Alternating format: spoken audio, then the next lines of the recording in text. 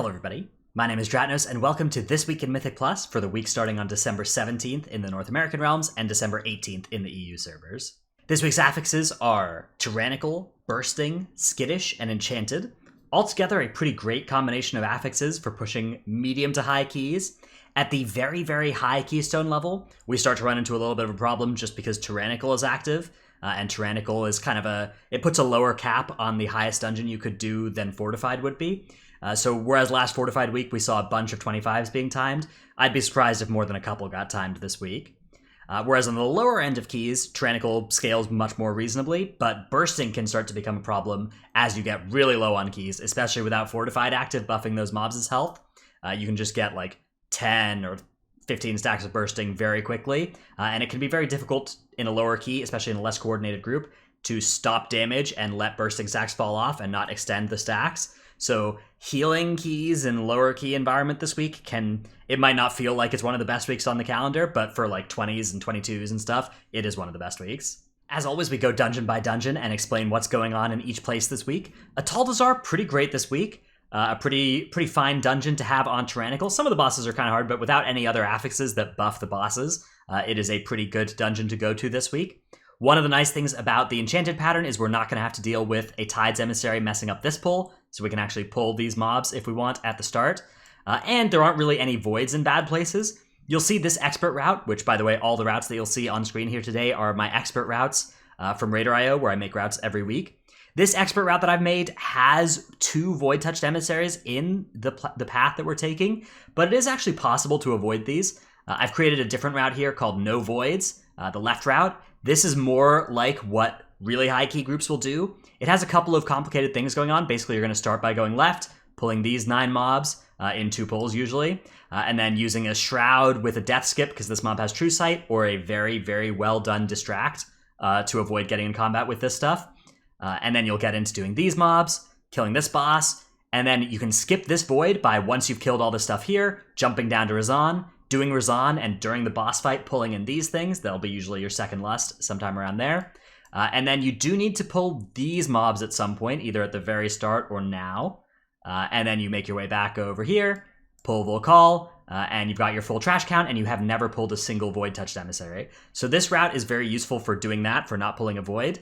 But it does require you to do some shenanigans like shrouding here and jumping down to Razan here. And it can be pretty bad. Like, if a player dies when you're in this part of the dungeon, they can't run back this way because there's still mobs there. They can't even stealth back this way if they're like a druid or whatever because this Colossus is here. And they can't do it this way either because there's a void-touched emissary here. So this is a high-risk, high-reward strategy that you may be interested in if you're pushing some really high keys in Ataldazar this week. Freehold also pretty great this week. So it is Tyrannical. Tyrannical Freehold is something that is a lot spookier than Fortified Freehold usually, but Captain Eudora is on our side this week, so really the only brutal Tyrannical boss is Skycap and Crag, and you can beat Skycap and Crag just with, clever use of line of sight spots and stuff to avoid dying to a one-shot from the Azurite Powder Shot, so that is a thing that you'll probably need to do if you do this dungeon on a high key, and a key high enough where this will one-shot you. Outside of that, there really won't be too much threatening in a Freehold this week. It's very important to have Bloodlust for Skycap and Crag. You don't even really need it for this boss this week because Eudora's on your side, although it's probably still good to have.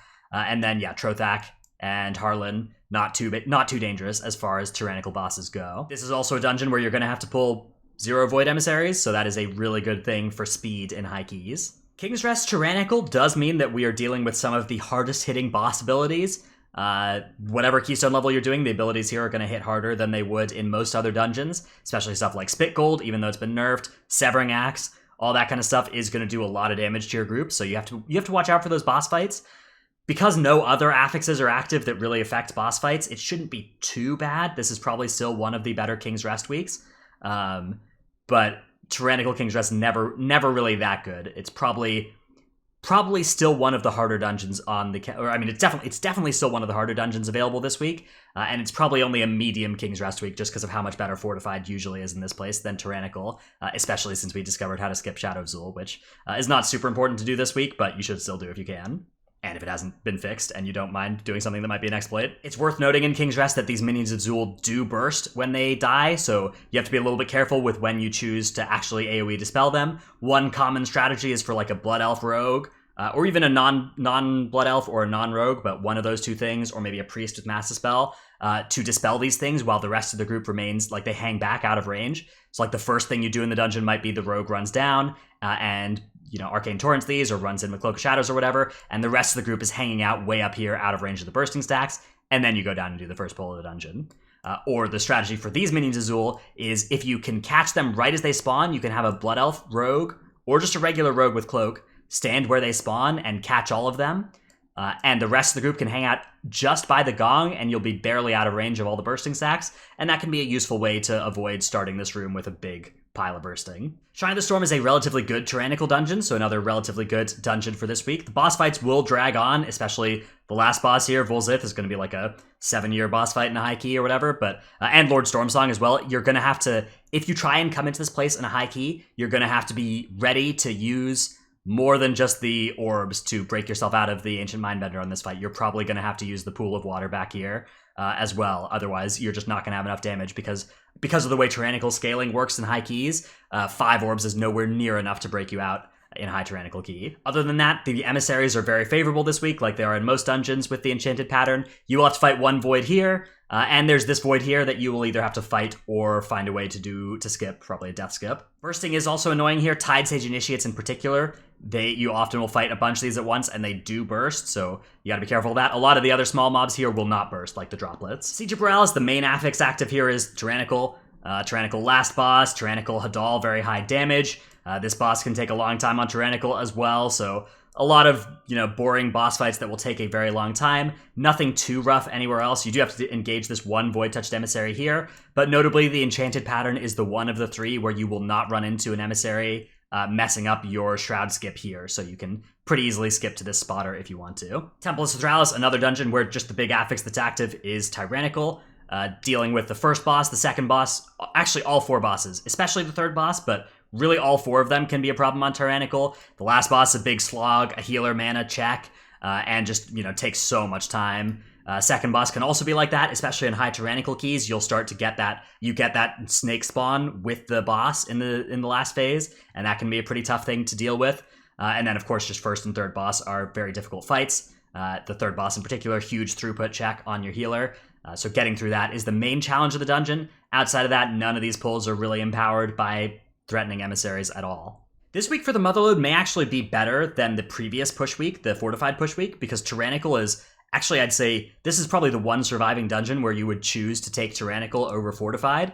As long as your tank can survive like the magic damage on these last 2 boss fights, which is very intensive, then you can probably get through this whole dungeon, and it's really nice for this trash to not be fortified, for these addled thugs to not be fortified when they're clotheslining you. That is a really good thing to have active for the dungeon.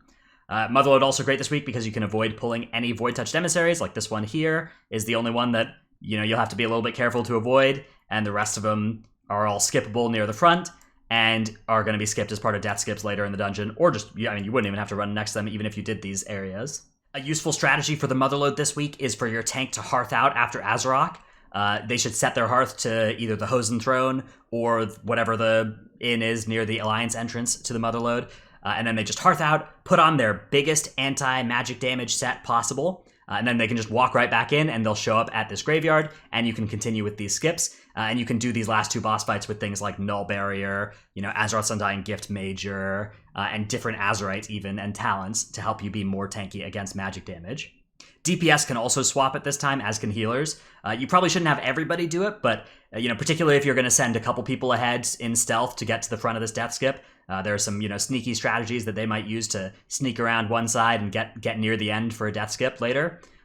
If some people are going to be busy doing that, the rest of the group may as well hearth. As long as one person is hearthing, multiple people can probably hearth for value and switch to a more single target damage spec, since there are only bosses ahead of you from there. Underrot is another great dungeon for this week. Tyrannical Kragmaw, probably the biggest challenge, and just the Tyrannical timer constraints of all the boss fights being really long, but like Elderly Axla, not a particularly hard fight at all on high Tyrannical, basically no challenge. Like, you can even safely Bloodlust a trash pull on Tyrannical. You probably shouldn't, but you could if you really wanted to. You definitely need Bloodlust for Kragmaw. That's 100% mandatory. We can't get away from that.